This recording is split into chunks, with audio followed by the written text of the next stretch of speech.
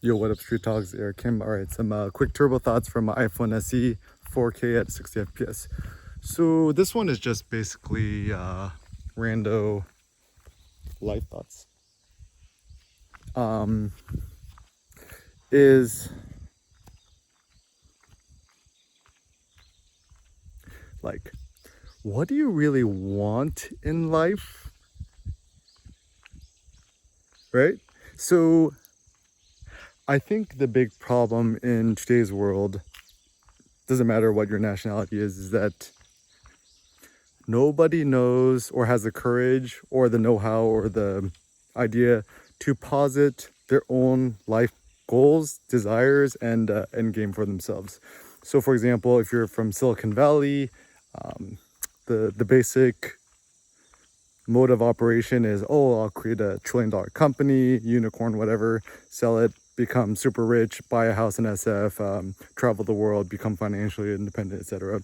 Or, like if you're in Asia, Korea, whatever, it's to become quote unquote successful, study super good in school, get a CEO job at Samsung, whatever have you.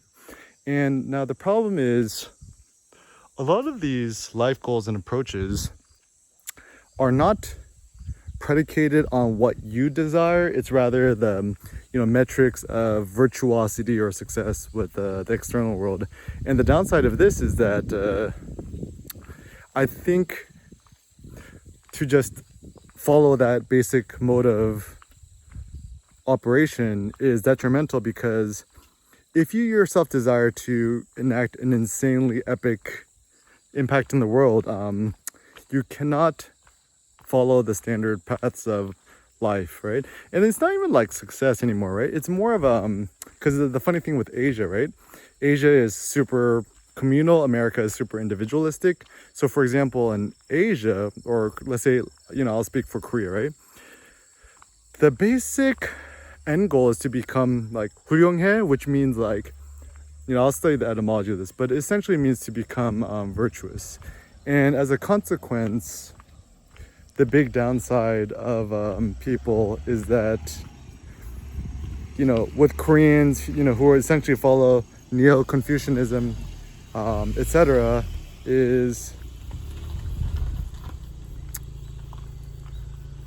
to, become the most virtuous apex individual. You kind of become like pseudo Confucian scholar, like, scholar bureaucrat. Nowadays, like, I guess like chaebol or the Hyundai Samsung CEO. And it's not even about making a ton of money. It's more of to have a high rank in society. Everyone wants to become the highest rank in society. In America, it's all about, being self-made. Even I think there's the billionaire self-made index. I don't know if Bloomberg does it or Forbes does it, but America, we like to think that, oh, I just did it all by myself and I didn't need the help of nobody to create this epic thing, right? And so as a consequence, I think the world just becomes more bland and lame. Like, I have this notion in entrepreneurship is like de-lamify the future. Is like things aren't good or bad, they're just kind of lame, right? Lame or not lame. Even when I see like kind of young kids nowadays, like everyone just buying the Supreme clothes and looking super emo, to me it's just a little bit lame. It's like, to be quote unquote cool is to be antisocial. And but anyways, even Instagram from an aesthetic perspective, it's just kind of unaesthetic. And then whenever someone's like, oh, what's your Instagram, whenever it talks like that, I'm just like, it's like somebody signaling to me they like to eat McDonald's hamburgers. Like, it's kind of, or saying that like, Starbucks is the best or whatever, right? But anyways, so like, as much as America likes to say, oh, we're all about individualism, blah, blah, we're actually not. We're more about conformity, conformism. And then quote unquote individuality becomes another form of conformism. Is that like, you're almost like, if you're not individualistic enough, you're actually not considered virtuous. But anyways, throw all this aside.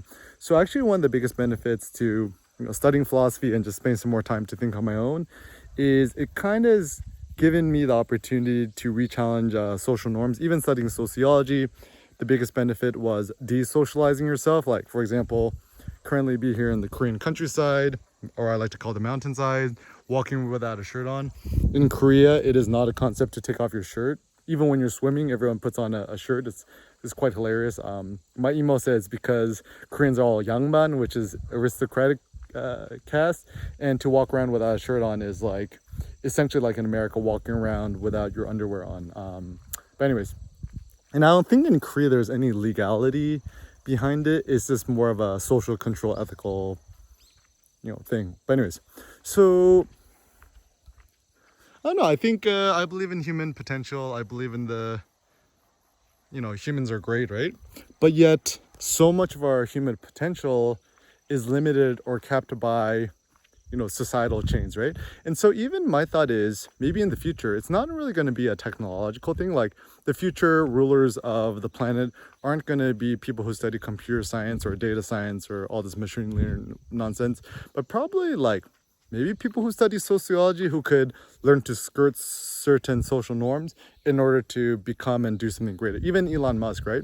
I think his number one asset and attribute is his quote Asperger's, where he just disregards social norms. Even the success of Donald Trump, right? Nobody likes him, but I think it's hilarious, is that he's probably never had a boss in his life. And so the way he interacts and engages with the world is very bizarre and strange. People don't like that. And, I want to promote people to live a more, independent, happy life. So even trying to be happier, it's kind of a superficial goal, but I think it's pretty good. I think I like the notion of just being healthier. But anyways, so then my ultimate thought is, spend some time to just kind of like disconnect, to go off the grid. My biggest benefit was in 2017 when I lived in Vietnam. I essentially didn't use or check my email for about 2 years, and it was probably the best thing I've ever done in my life in terms of just being able to zen out and have more thoughts. Because the issue is, like, if you're the type of person who has notifications on their phone or goes to sleep with your phone charging next to your bed, and you wake up, check your email, check social, whatever, like, your thinking can never become internal from your own depth of knowledge. It becomes externally pinged by some sort of outside force, which, it's fine, but you can never really have a chance to like think, meditate, and ruminate on what really matters. Because like if you think about it, right, I don't know how old you are, but I'm 34 years old, right? So, and let's assume that you don't really have good memories until, let's say you're 12 years old, right? Like let's say you have at least 20 years of thinking and experience behind you. In some ways, even if you come to the 안녕하세요, you can still do good.